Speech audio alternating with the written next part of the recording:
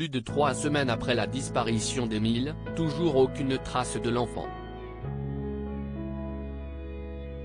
Depuis le samedi 8 juillet, le garçonnet de 2 ans et demi a disparu dans le hameau du Haut-Vernay dans les Alpes de Haute-Provence après avoir échappé à la vigilance de ses grands-parents.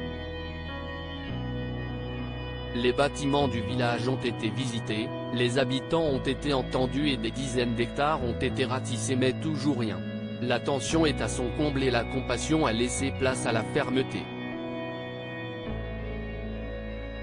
Si les habitants sont tous bouleversés par l'affaire, un autre élément pourrait bien les agacer, la presse. Car oui, les journalistes viennent aux nouvelles et le village vit sous la pression des visiteurs depuis la disparition d'Émile. Selon nos confrères de BFM TV, un gendarme présent au Vernay aurait déclaré que la situation commence à se tendre entre les habitants du hameau et les journalistes qui couvrent l'enquête.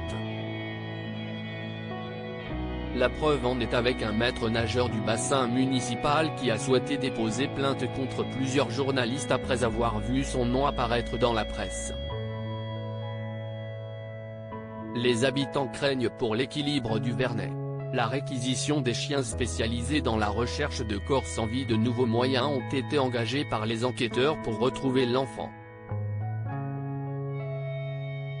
Parmi eux, des chiens ont été réquisitionnés pour arpenter la commune dans un rayon de 5 km.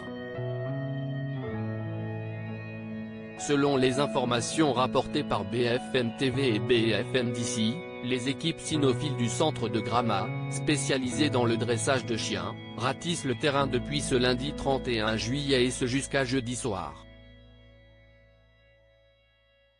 Parmi les chiens, on retrouve des malinois et des springes spaniels, des races spécialisées dans la recherche de corps sans vie.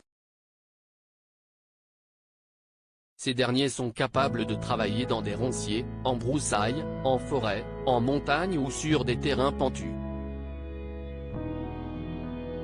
Un moyen engagé qui, on l'espère, aidera à retrouver le petit Émile.